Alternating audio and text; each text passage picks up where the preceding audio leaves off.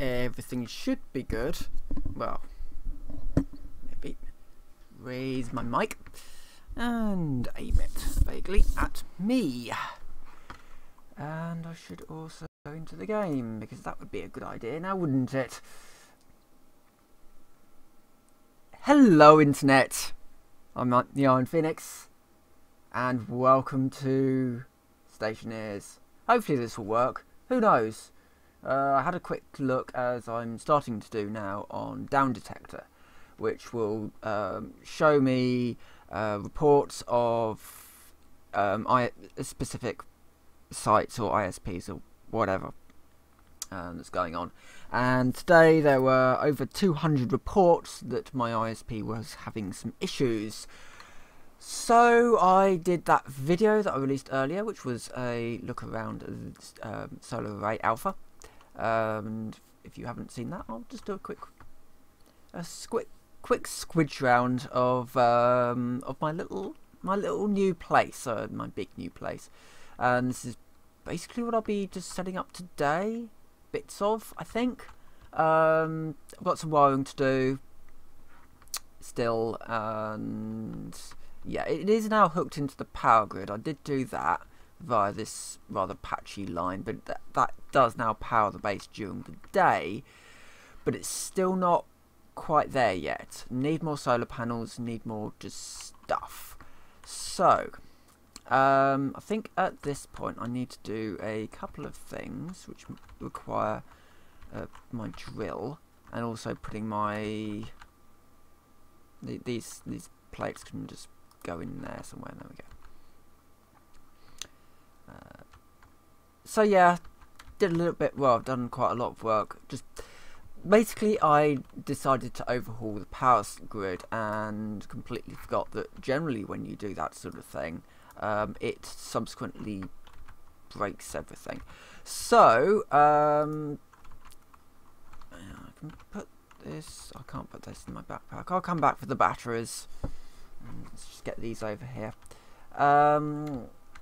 Yeah, I did sort of break my entire power grid by doing this, but I think in the long run it. So how far? All right, yeah. So that definitely would save power by if you're too far away from it, then the main lights don't actually show. Yeah, I think I'm playing this on sort of a lower setting anyway, and it doesn't look that bad, to be honest. I mean, it's a fairly simplistic art style anyway, so it's not really going to be such a big issue. Now let's, if I put that down there, what was this? Oh yeah, this was the other battery, which I want to put in. Oh, for goodness sake, it's this one, isn't it? I want to put this in maybe about here. Is that the right way around? Yeah, that's the right way around. Alright, let's cut the cables and do what I need to do. Having this battery in here will just basically mean that when I have a lot of power going in, then it will charge, which is what I want. I mean, later on I did kind of have this idea for building a system that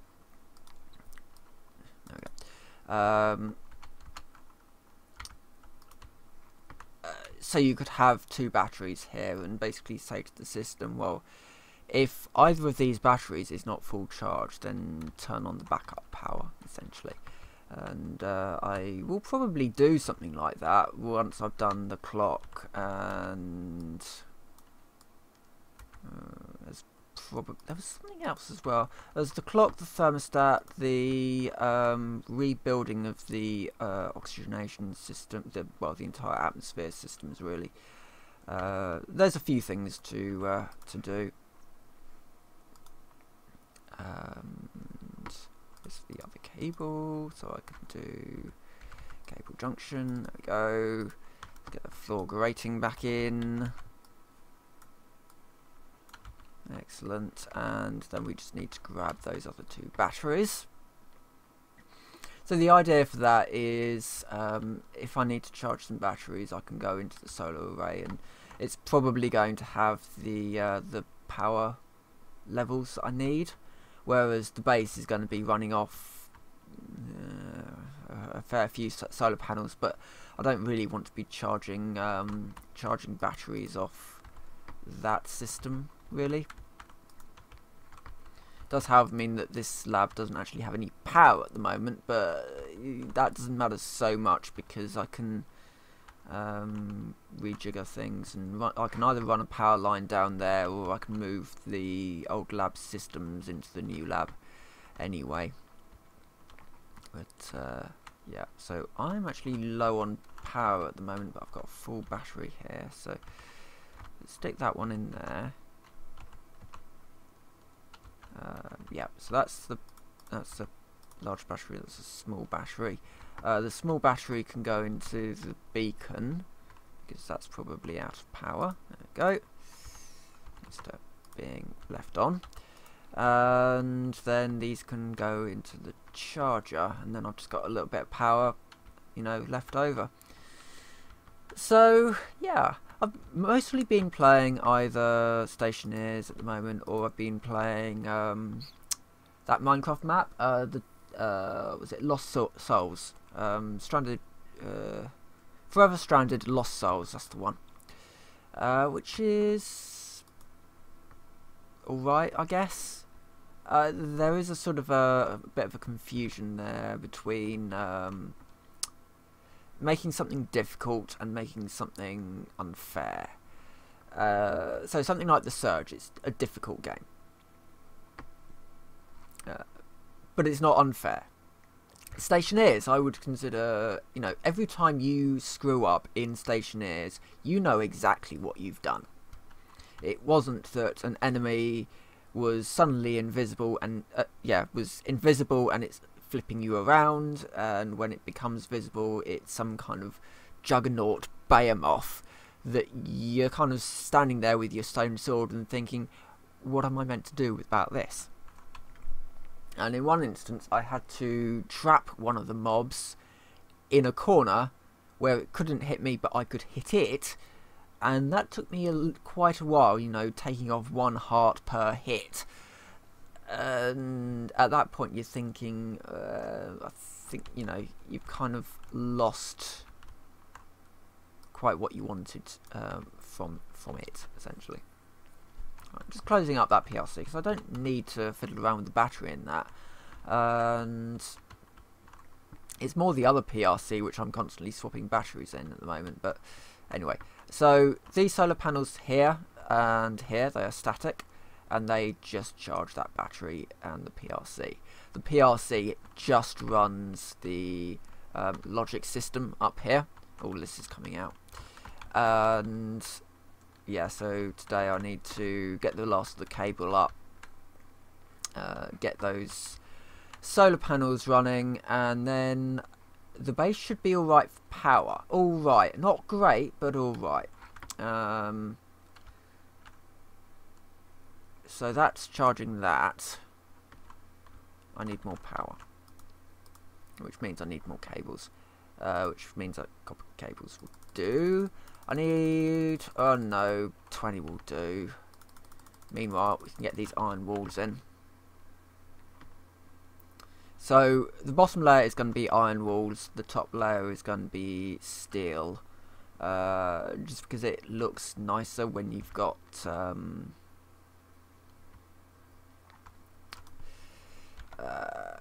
windows in. At the moment I can put these just in here. I don't need to plate over them, but because I can then access them through the wall, I think. Yeah, I think I can access them through the wall. It's more just to kind of show where the wall is going more than anything. And then I can also put one in just covering up this little bit of mess up here, like that. These ones I can plate over once I've worked out where I've left my plates. Oh, yeah, it would help if I turned the battery charger on, then I can actually charge those batteries. And it would help if I turned Yeah, that battery's on. Why is that not? Oh yeah, because it's just the charger's just running straight through the battery, and it's yeah. Right, that's probably got a load of cables for me now. I hope. Don't have any cables in there, do I? No. I'm just using the normal cables for now.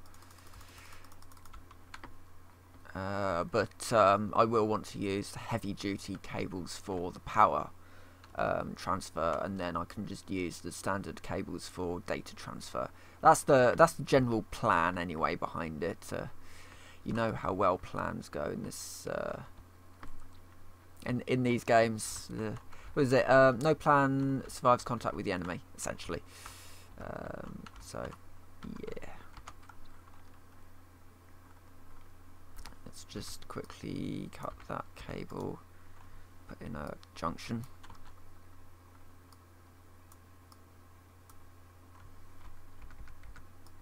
And of course I can go through the blocks.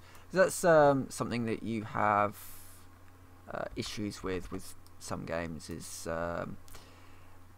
how do you get power from A to B when you've got a cable in the way? It can be quite difficult. However, with this game you can just route a cable down, round, and then probably just straight through the block, and then up here somewhere. The game will let you do that. And you know, this is why I talk a lot about sort of games getting in the way of fun. No game should prevent you from doing what would be logical within that gaming environment. So if you're in a 3D game and you want to route some cable, well, why won't the game let you route it through 3D space? Why does the game say, well, no, actually you have to do it in a 2D essentially space? And I mean, even games like Minecraft, you do have to kind of, you know, work around redstone. But if you want to do a redstone cable over redstone, over a different redstone thing, you can do it. It's just a case of making sure that your pathing is correct. In comparison with something like Stationeers, which just says there is no cable. You're placing magic blocks that, for some reason, even though they are made out of steel, that doesn't matter, because the power just knows where to go. There we go. There's another one online. Just need to turn it around. No, oh God, what is it? Rotate the other way. Rotate right by 90 degrees. There we go. Not that that really matters, because I can't hook it into the grid yet, but I would quite like to be able to hook... Oh, I should have hooked this one into the grid, really, first. I can rework that a little. So, oh, yeah, because I've got that cable to pull out first, so I need to do it around here.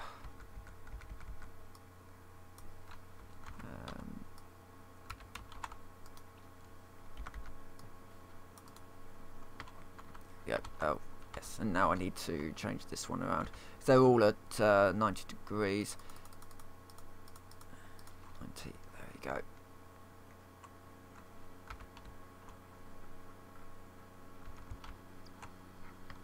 And my computer's starting up now. So, yeah, that battery's now charging. Excellent. That's what we want. We want a fair amount of power in that battery, so I can run my various machines. This is going to get larger, a lot larger. That area there is going to be a test scenario for hatches, which means that an awful lot of logic systems are going to be built into it and experimented with. I've had some ideas for creating random seeds of a kind. I don't know, well, we'll kind of see how well that goes, and also if I'm able, and I think I am, to be able to change the state of, if I can turn these on and off. And I don't know, but I think I can. Then yeah, some more interesting things like stopwatches and timers and like can come about. But all of that stuff is going to be done in that building there once I've got this power sorted out. These stairs are going to be moved out the back so that we get so that these frames go all the way out to the edge with solar panels on them. Yeah, an awful lot of work just kind of needs to be done, and there's an awful lot of mining that's going to be involved with that. I need more gold. I've almost run out of gold. I've almost run out of copper. I've still got some iron, but that's probably not going to last. But yeah, since putting this in, it's become an awful lot easier. Because it's just a large space that I can expand as and when I need to. I think getting these solar panels in and working will be basically what all I need to do really is get these things in and working, and then as time goes on, if I need to add to the system, I can. Right, so that one gets that one online. As for this one, well, I'm going to have to either take it down or up. I'm very much in favour of taking it down through the block, if I can work out the right. There we go. Yeah, taking it down through the block and then this way, and then pop up somewhere, probably there. Like, yeah, creates a sort of a main trunk cable to connect to for those items that need to go that way. Need to create a trunk cable that goes this way to get all these datas linked up. But we've now got 3 solar panels hooked up now. 1, 2, 3. 3 hooked up to power. 4 hooked up to data. So I just want to get that one hooked up, and then I think we'll be good. But I think I've run out of copper now. So I think it would be a good idea to go mining, get some copper, get some gold, get some more iron, because I am pretty low. I would quite like to see what a mining belt would cost, and also just sort out my stuff, because there's a tool belt. I want a mining belt, really. There we go, mining belt. Oh, it's only some iron. I can afford some iron. Also, I just need to get all of these out. I don't really use any of these at the moment. Circuit board ship display. I definitely won't need that. All these cartridges. There's a couple of circuit boards here that for some reason I've got in here. Circuit boards obviously for panels, but these cartridges are for the tablet, and I just don't really need to have them on me, as well as the pickaxe. I don't really need to have it on me. So I've got a mining belt, and I now have another one. Excellent. You can swap mining belts out, so you could, you know, walk around if you wanted with 5 mining belts. That's not really a problem. Again, you know, the game does logical things that you would expect to happen. If an astronaut is going out, and I'm just going to quickly save this before I do something stupid, like fall down a hole. If an astronaut is going outside and he's only got space in his pouch for 5 items, he's gonna take a couple more pouches with him. And just kind of sling them around him. You know, it's logical. It's a logical thing to do. Right, I just need to get this one set up. Yeah. Okay, so beacon's on, and we are now going mining. Get some gold, get some iron, and get some, what was it, copper. Basically, the most important sort of materials, really. And of course, I'm doing it at night because I've got nothing else to do at the moment, really, apart from go mining. Something they have said that they're going to add is an ore scanner, and I really want the ore scanner because I want to be able to just do that and look for the ore and then dig down to it. Some iron, yay! Let's see what else we get. Sometimes you get other resources in these deposits. I'm probably not going to be that lucky today, but you know, all in all, the game seems to be, so far, going pretty well. Not just for me, but, you know, the game in general, it seems to be heading in the right direction. You know, the game is fun, the game is interesting. Okay, we've just dropped the stream out.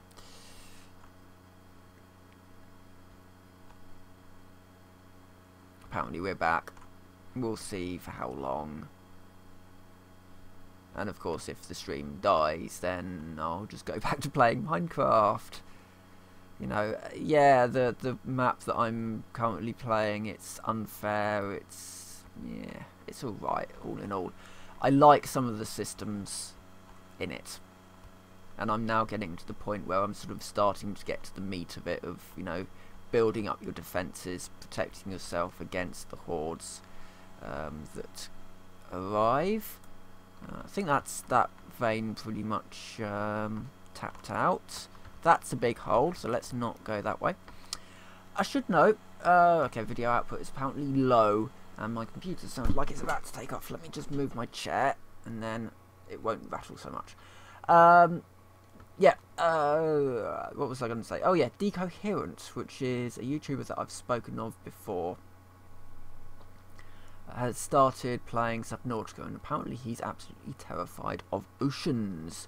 So it's a good watch. I have to say, I do like his work.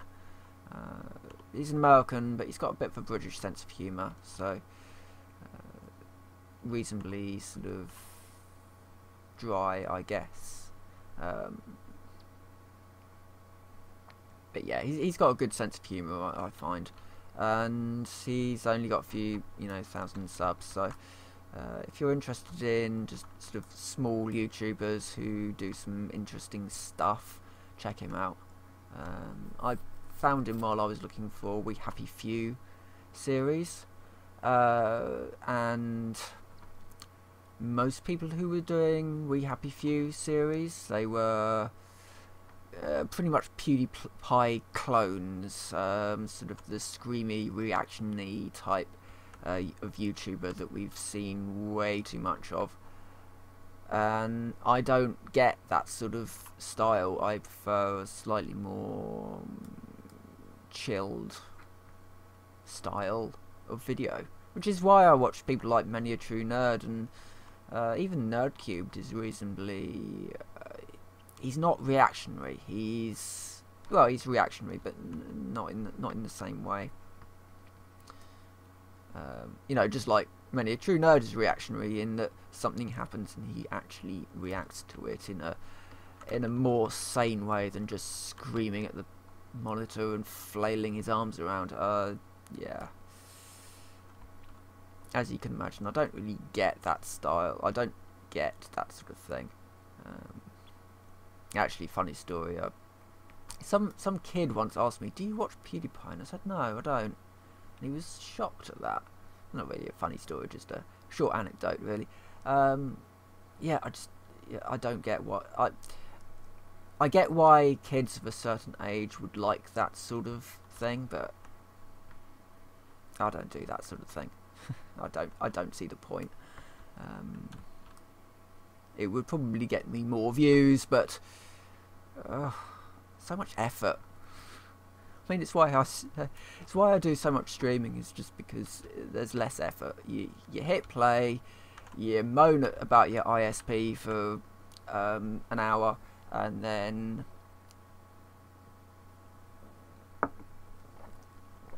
it's an hour's worth of content for people to watch. And you know, I don't really talk about. Well, I talk about certain types of YouTube drama. stuff that's interesting in some way, like the Sargon of Akkad lawsuit. I think I did a video on that. I can't remember. I might have said something about it on stream, but Sargon of Akkad was being sued, which I find quite funny. I'm sub to him actually. His stuff was alright. It was around Brexit that I started to realise that he's sort of lost his way. He's got some really funny videos. Some of his early stuff is actually really funny. Very British, sort of very British humour, and you know, if you weren't sort of brought up with like Ealing dark comedies, I don't know, you probably won't enjoy it. His older stuff as much as I did. You know, we're talking stuff like the black and white version of the Lady Killers, that sort of style of humour. Quite dark.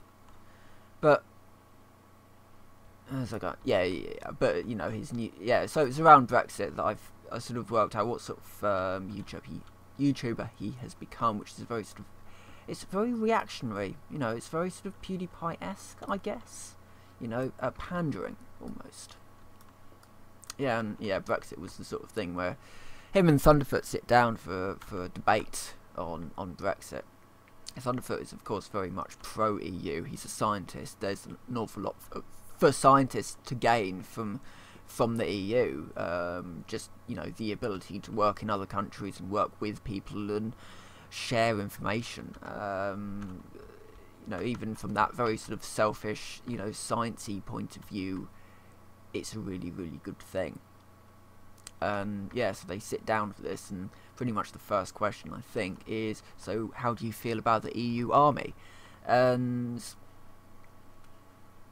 you know, the immediate answer to that is, what about the EU army? It's not a thing that anybody needs to worry about. Ooh, should I grab that uranium while I'm here?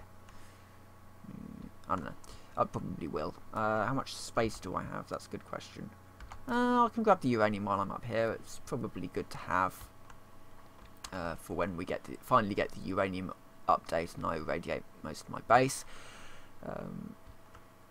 But yeah, the EU army, which just it's standardisation. You look at it and you just think, yeah, it's just the EU wanting to have a set of rules and a single supply line for the point at which, for some reason, multiple countries in the EU have to go to war. And what tends to happen, because we've done this before, we've had multi country units before in the Second World War, and what tended to happen is that when you had a British general with a combination of American and British forces, guess who got the really nasty jobs? It wasn't the British. You know, the Americans would be sent into the pretty much suicide missions, and vice versa. When you had an American general and American troops and British troops, it wasn't the American troops who would usually get sent into the meat grinders. And so when you have groups of countries that may not necessarily get on very well, you know, considering the diplomatic issues between France and England, for example, we're tolerated, but in the situation where you've got a meat grinder and you've got French and British troops and you've got a French commander, I doubt the French commander will very much want to send his own troops into that. Ooh, I'm full. Okay, well, let's swap over to the new... Hold on. Oh, God. I've got to do this a slightly weird way. Put that into there, and then we put...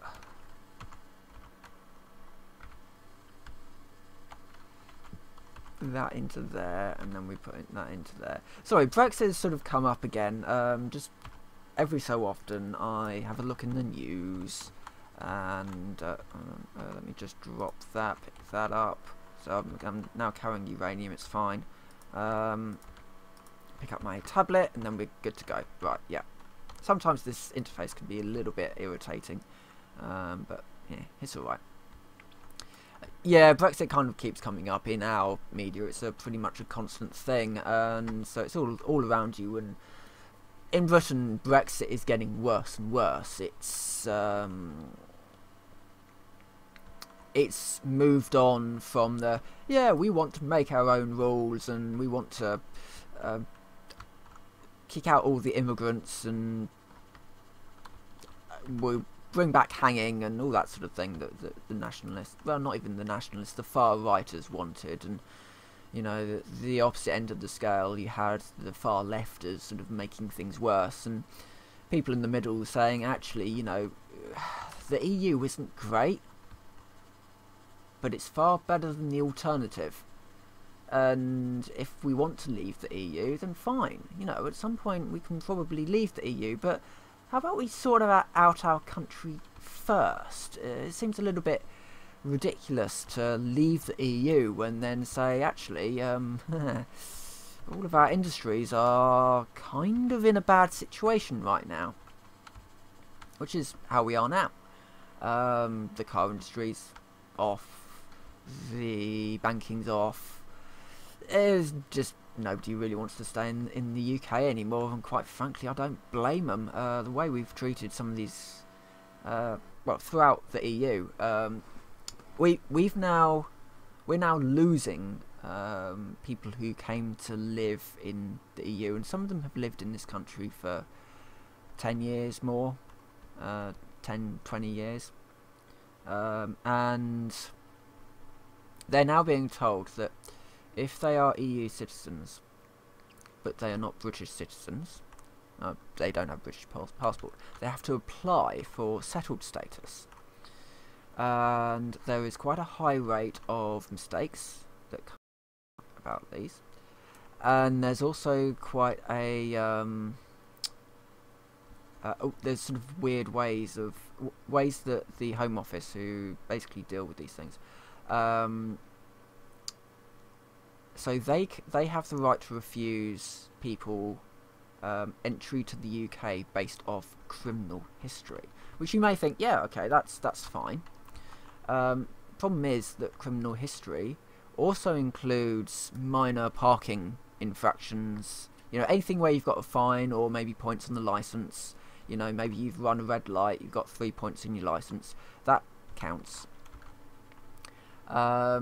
Also, technically, if you don't fill in your form properly, that can be considered fraud. Even if it was an honest mistake, that can be considered as fraud and thus be a criminal offence. And so the Home Office can theoretically claim you were committing fraud on your application and kick you out of the country. What part of that is fair? It's just, you know, it's general incompetency, but you know, I don't know of. Say I don't know. You know, the sides are very much now drawn. You have a very small minority at this point, very loud people saying, yeah, let's leave the EU. We hate it. Let's get out. You know, make our own laws again, even though we already could. But yeah, let's make our own laws again. You know, get back to the old ways of. Yeah. And then you have the other side, which are far more moderate, saying this is a terrible idea. Maybe we should rethink. And then you have the other side saying, no, we voted. You can't, you know, it's democracy. You're not allowed to re-vote on democracy or something. It's, you know, you're not allowed to complain about it. We voted for it. You're not allowed to complain about it. No, that's not how democracy works. It's my democratic right to protest. You know, I can protest against bad decisions. It's why we had the 100,000 strong marches in London when the Iraq invasion was being proposed. There was these anti-war marches to say, no, this is a terrible idea, we should not be doing this. And they did it anyway. And it turns out that it was actually a terrible idea. Who would have thought? Who could have possibly have seen that that invading Iraq would have been a terrible idea? But you know, that's politicians for us. I think this is probably what our Stationeers stream will turn into, me moaning about politics whilst doing mining. I think that's an awesome idea. Who else would be up for that? Probably not many. Around the time of the referendum, actually, I did those 2 videos. And I really do need to make another one but the problem is that so much hilarious stuff keeps happening. It's sort of this this situation of I want to wait for the next thing. I want to wait for the next funny thing that happens, or ridiculous thing that happens. But alas, our politicians are all crazy. Not crazy.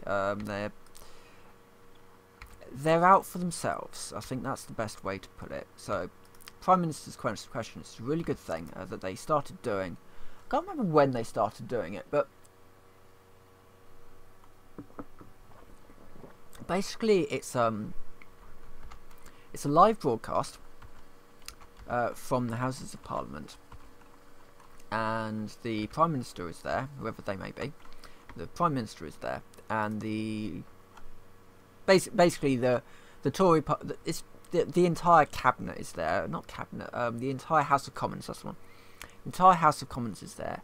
The Prime Minister is there, and the leader of the opposition is there. And the leader of the opposition, anybody really can sort of ask questions about to the Prime Minister. But the meat of it is when you've got the leader of the opposition, which is currently Jeremy Corbyn, the leader of the Labour Party, and he's asking questions about stuff to the Prime Minister, who is at the time Theresa May. And the general consensus is that usually Jeremy Corbyn comes out stronger than Theresa May in these debates, because it is pretty much a debate. It's a live debate, and it's a really, really good idea, and it's probably one of the best ideas that came out of the House of Commons to have this, because Jeremy Corbyn is a man who doesn't really pull his punches when it comes to injustice. So he's a socialist. I should note, he's a socialist, and he gets flack for being a socialist, but so am I. Basically, I'm a democratic socialist. I think. Basically, I believe in a socialist democracy. I'm very much in favour of governments having some say in how certain industries are run, because generally what happens is the profits go into the company for improvements and upgrades and maintenance, rather than going into the pockets of shareholders who, you know, all they care about is the profits, you see. So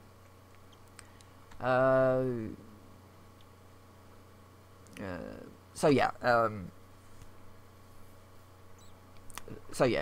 Jeremy Corbyn is a socialist, but when he was young, he was an activist, a political activist, and that's very rare to have in Westminster. People who actually did jobs, or, you know, in the case of Jeremy Corbyn, got arrested a lot by the police for protesting. Is that gold done yet? Nope.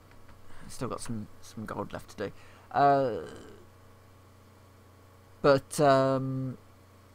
Yeah, so, you know, there's this side-by-side comparison of David Cameron, who was the last Prime Minister, and Jeremy Corbyn, at the same time that Cameron was, you know, at this Bullingdon club and, you know, doing all this sort of Eton nonsense.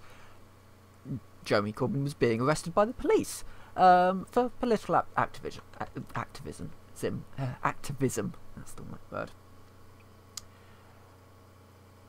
So, I think it was Eric Pickles that is the other one that I can think of, and I think it was Eric Pickles who used to work in like a foundry.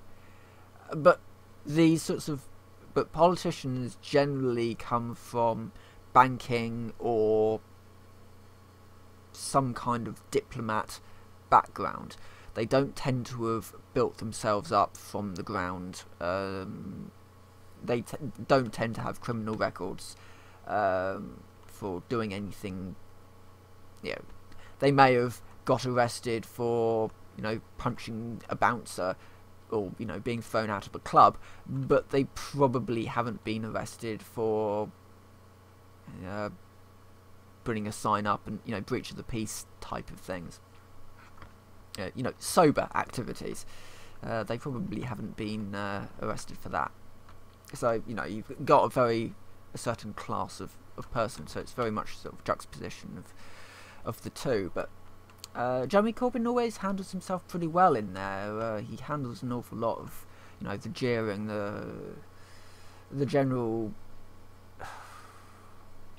I don't know, the hubbub, I guess, of that place, which is, you know, it's quite intimidating. It's sort of almost like a playground half the time. But, you know, he's pretty much the headmaster in the playground. But yeah, he handles himself quite well, and above all, he holds them to account. And you don't see a huge amount of that. You got some around the time of the election.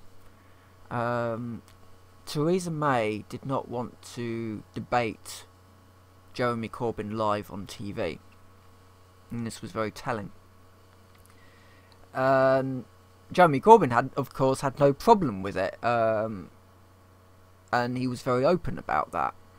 Theresa May apparently didn't want to sort of, you know, distract from the issues, whereas Corbyn was completely, you know, at ease, dealing with whatever came along. And, you know, it was a sort of a mixed bag, but yeah, Prime Minister's Questions is a really, really good thing to do. And, you know, imagine if that sort of idea was taken to America, where you had that sort of televised live debate between politicians. I don't know if they do it, and quite frankly, if they don't do it, they probably should. I mean, could you imagine sort of the leader of the opposition, it's like the Democrats and the other ones anyway, could you imagine the leader of the other side challenging Trump on his plans, on his issues, on his wall? You know, it would be, I think, a good idea, a good thing for them to adopt from our from our political system. But yeah, it's when you've got a prime minister sort of standing up and saying, well, you know, we've done this, this, this, and this. So today she was trying to tell the room that under Tory leadership, crime rate had fallen, when crime is actually at its highest for decades, and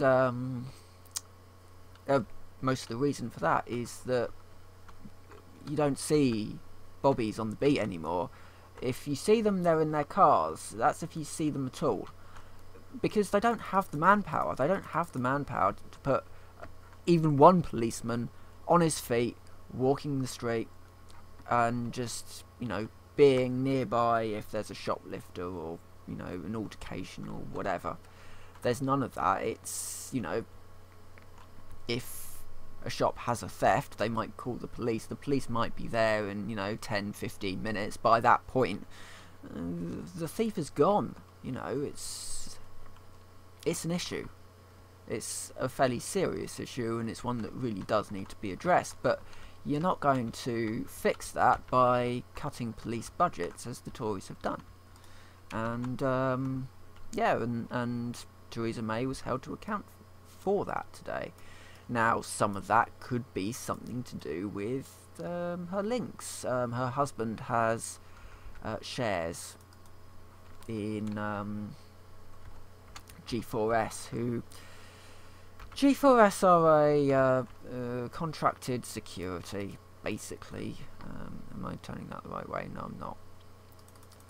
Yeah, they're contracted security, so at the job centre, where you're going to get an awful lot of irate people because they've been denied their money, essentially.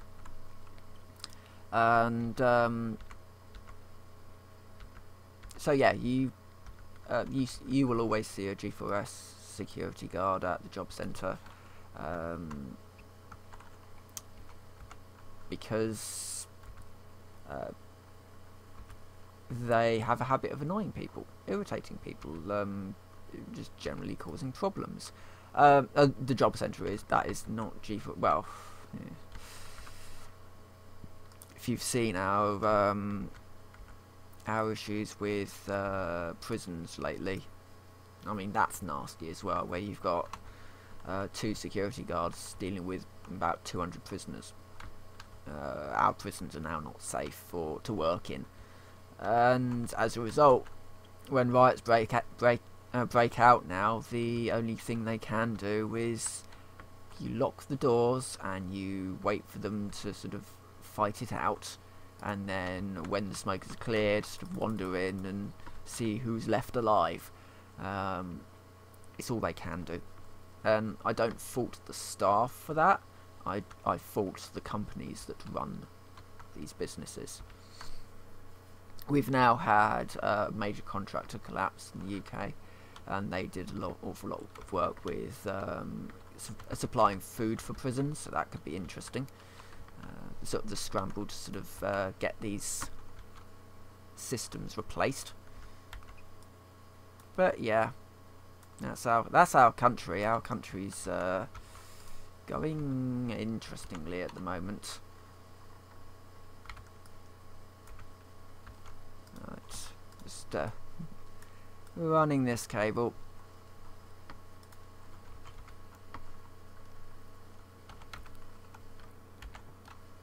Right, I can weld that one up. And wait, now we've got to wait for the power's come on back on. No, power will come. Power's come back online. Yeah, power's come back online now. I like that. No, as soon as the sun comes up, suddenly we've got 5 solar panels staring at the sun, getting the full amount of juice because I've staggered them. Don't know if you've noticed, I have actually staggered them, and that's to get as much light onto those panels as possible, instead of putting them right next to one another, because they block one another. And suddenly we're getting power through, and we're getting a lot. And oh, and just accidentally delete that rather than. I wish there was a button I could press to do like 10s or 100s. Something that I would quite like. Let's get some more copper on.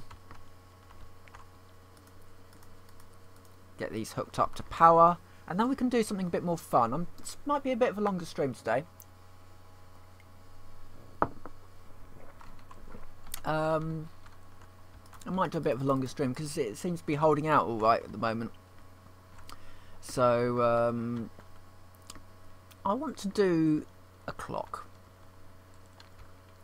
but not with numbers. I had this idea for a clock while I was actually working, weirdly. It's like Total Biscuit. I was watching an old co-optional lounge. This is a complete tangent, but we'll get there. Yes, I was watching an old co-optional lounge, and Total Biscuit is talking about his board game and how he sort of came up with the idea whilst and actually worked on quite a lot of the idea whilst working at the like financial institute or something that he worked at for a bit. And yeah, you know, when you're not necessarily I've done that one wrong. You know, during your breaks, when you're just standing there, whatever, you know, you've got no one to deal with. You know, these ideas sort of come to the fore.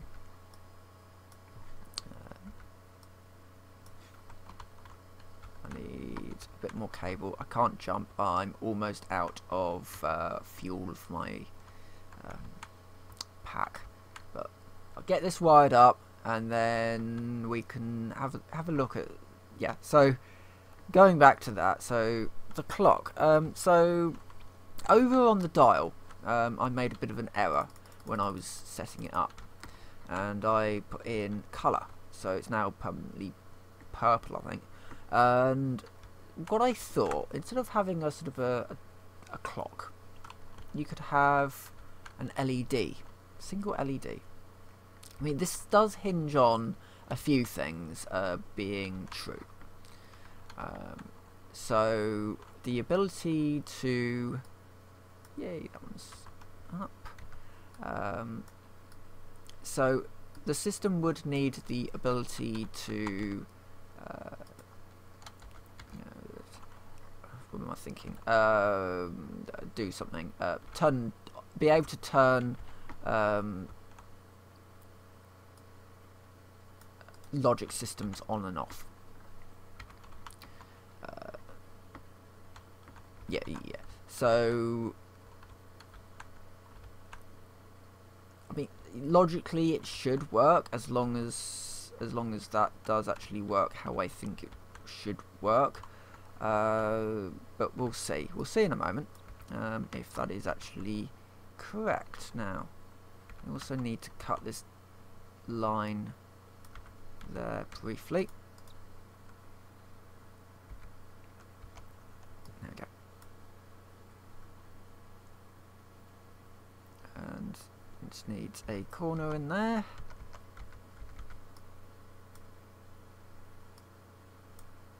And a corner.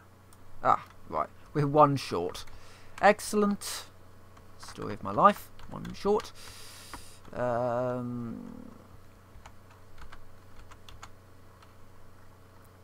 Always just missing it. So that one can now be welded. No, that one. Do not press I. I is too close to P, and I is a bad keyboard thing to press. I opens your visor and releases all of your oxygen. I've done this a few times by accident. In fact, my first character fell asleep when I opened the visor and didn't realise. So yeah, that's how my first character died. Complete accident.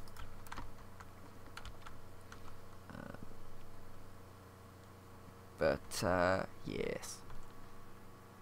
One more, and then we can go and do something a little bit more interesting in the lab. So yeah, that goes. So that just needs to go there. Right, we're powered up now completely and utterly. That will charge the battery. And, you know, off camera, I'm gonna replace all this cable up down here with proper heavy duty cable. But for now, let's build some things, shall we? And I'll use a logic pylon for this as well. So I need, for this build, I need an LED. Oh God, what is it? No, it's the light, isn't it? Right. Okay, we need a light.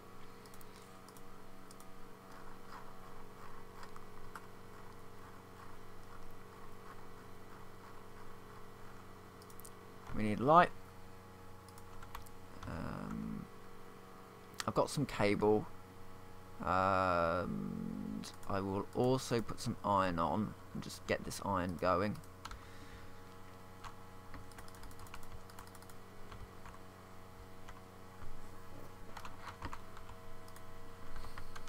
A bit of a bug that when you cancel an object and then like halfway through and then click on it again to sort of do something with it again, it'll continue making what it was making when you told it to stop, basically. Right, so let's build an LED. So that LED is on or off. So yeah, this needs to be outside, really, doesn't it? Because I need to hook it to a daylight sensor. It needs to be facing, because I don't have. I mean, I could put in. I also don't have power down here because I pilfered the cable.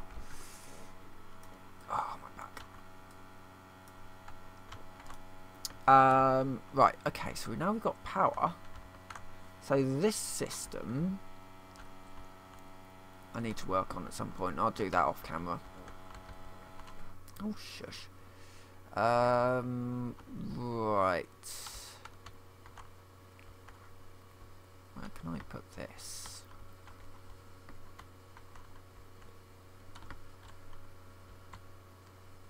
I mean, I could put it on there and then just wire it through. I might end up doing that. Daylight sensor. Actually, I don't. Sensor kit, daylight sensor. Right. Now, does it do what I think it might actually do? Does it need to see the... Ah, it does actually need to see the sun. Right, okay. I was hoping there that actually it was just going to pull the sun's angle from the sun rather than actually requiring it to be able to see the sun. So with that, it's gonna have to go in there somewhere. I may not do this yet. I may do this off camera, and then if it actually works, show it off. I think I may end the video here. Actually, my computer's getting a little warm, and I am now to the point where I can start doing experiments again, because that is, you know, it's functional. And it may not be particularly pretty at the moment, and I need to do things like weld it up, sheath it properly with walls, finish putting the solar panels in both sides. But you know, for the moment, it does the trick, and it more importantly. So we've had probably about half a day's sunlight with all of that, and yeah, we're actually charging that battery, which is good. So I've got more power now to kind of just play with things. But yeah, I think I'm going to end this video here. So for now, I will say thank you very much for watching. I will be releasing more videos throughout the week of me doing things. I also need to, something that I may do is actually sort this out, so I can actually start using this atmosphere for air. But anyway, I'll see you guys later.